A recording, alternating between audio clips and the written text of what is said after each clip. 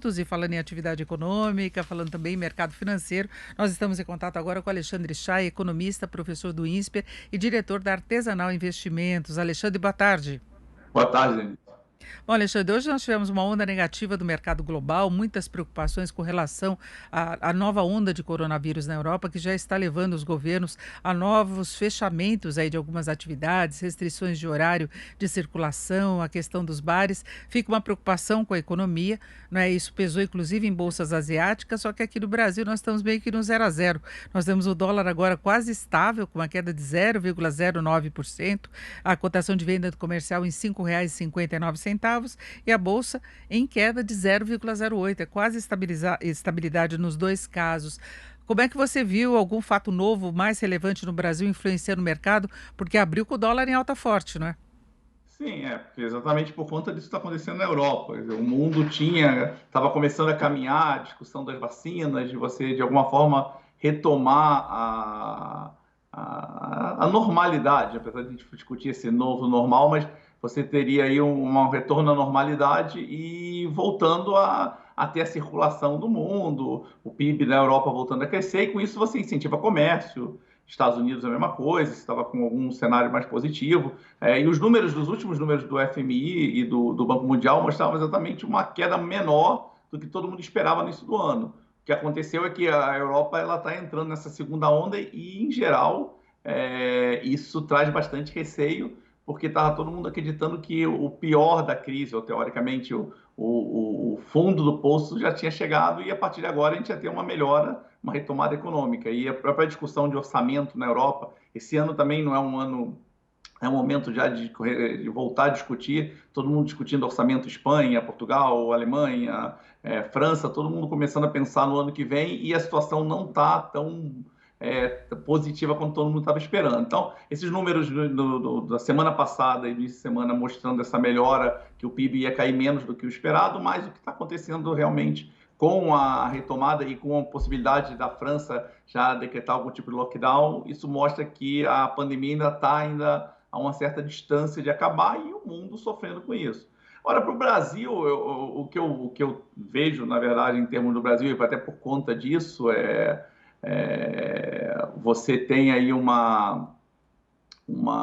talvez um cenário que ajudou um pouco a economia a sobreviver, é que realmente o Brasil estava pior dos outros países por conta de toda a confusão política, toda a incerteza e, de alguma forma, tirando o que aconteceu hoje com esse fato político, essa discussão que envolve aí um pouco de corrupção, mas, de alguma forma, você está tendo aí um cenário de estabilidade na política. Você não está tendo mais nenhum grande discussão, nenhum grande confronto entre executivo, judiciário, legislativo. De alguma forma você está se alinhando, só que um certo marasmo, né? Você estava falando antes da reforma tributária. Essa reforma tributária realmente é um problema. O que o governo apresentou é muito pequena, ela não resolve o problema, provavelmente cria algumas outras distorções, porque leva carga para serviço, que é um setor que contrata bastante, e com uma proposta futura de mudança de folha de pagamento, mas também ninguém viu. Então, esse marasmo ele está acontecendo, a economia brasileira não está conseguindo arrecadar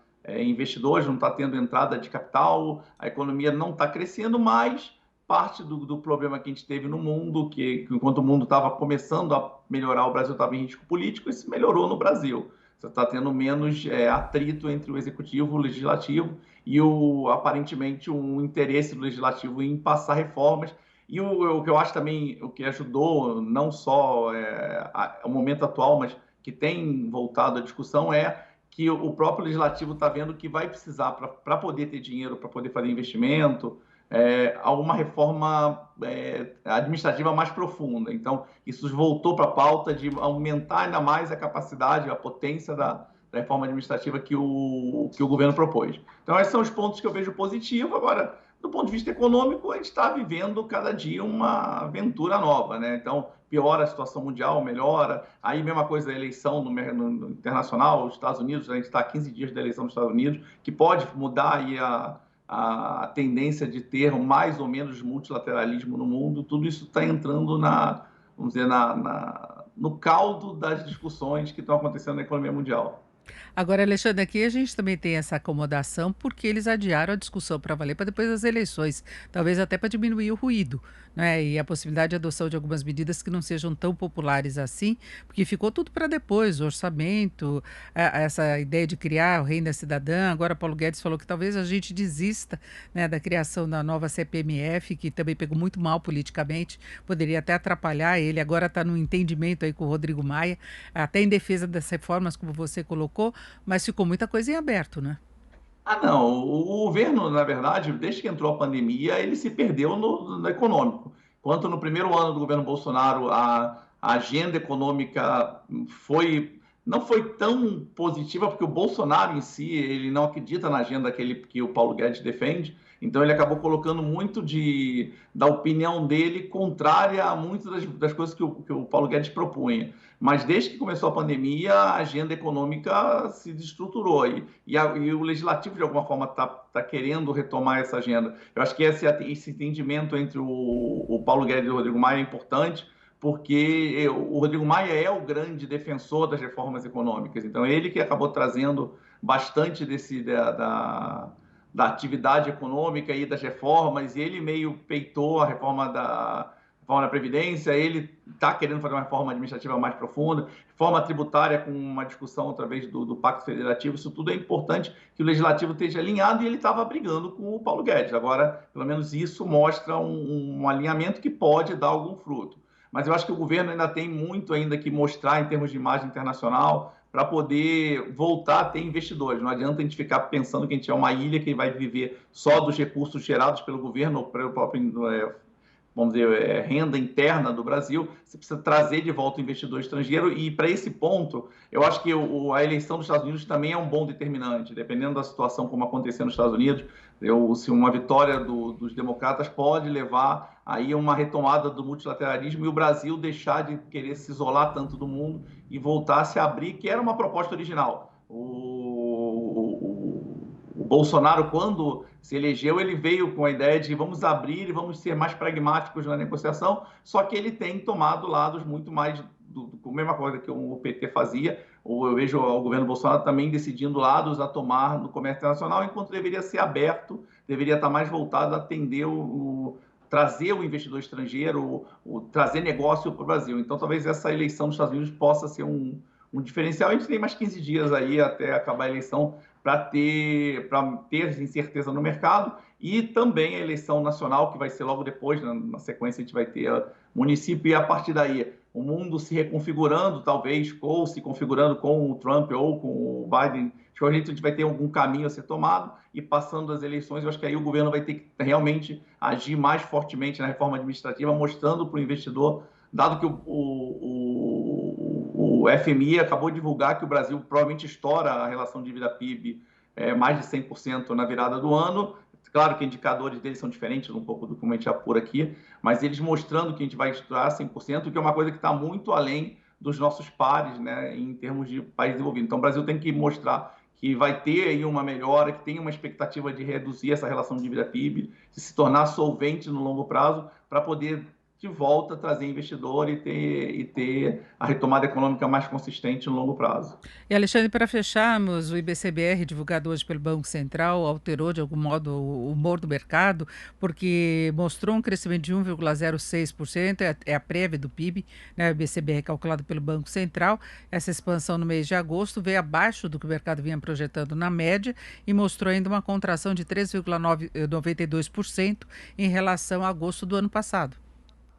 Sim, na verdade a gente está ainda na pandemia, a gente não saiu ainda da situação da pandemia. O Brasil, na verdade, mesmo estando abaixo do mercado, quer dizer, qualquer número de crescimento está mostrando que a gente não vai ter tanto aquele cenário de queda de 10% que era estimado no início da pandemia para o PIB. A gente está um pouco melhor, mas ainda é uma situação ruim. O problema é que a grande discussão que está tendo hoje na economia, ninguém sabe exatamente qual vai ser o efeito, vai ser a retirada desses incentivos, dos benefícios, vamos dizer, da renda cidadã, que é o que ele está querendo, desse auxílio emergencial, vamos dizer, a discussão sobre a desoneração de folha, todos esses incentivos que de alguma forma foram dados, que têm o risco de ser retirado, quanto isso vai impactar na economia, e a gente vai ver realmente qual é o tamanho do problema brasileiro. Mas, a princípio, a gente ainda está na crise, por isso que números de contração eles vão continuar aparecendo e sempre é um problema quando são divulgados, quando estão abaixo da estimativa do mercado, porque as pessoas ficam realmente receosas. Voltando, o problema não é quanto sai o número, mesma coisa com bolsa, é quanto muda em relação ao que era esperado. Você está esperando ter algum tipo de recuperação, ele vem, recupera, mas abaixo do esperado, ainda é um sinal negativo para um momento de alta volatilidade. Eu acho que a gente está vivendo ainda, mesmo já terminando a crise no Brasil, já estabilizando, vamos dizer, o número de contágio, o número de mortes a um nível mais baixo que a gente teve. A gente está teoricamente saindo dessa onda, primeira ou segunda onda, que a gente acabou podendo provavelmente estar as duas ondas juntas de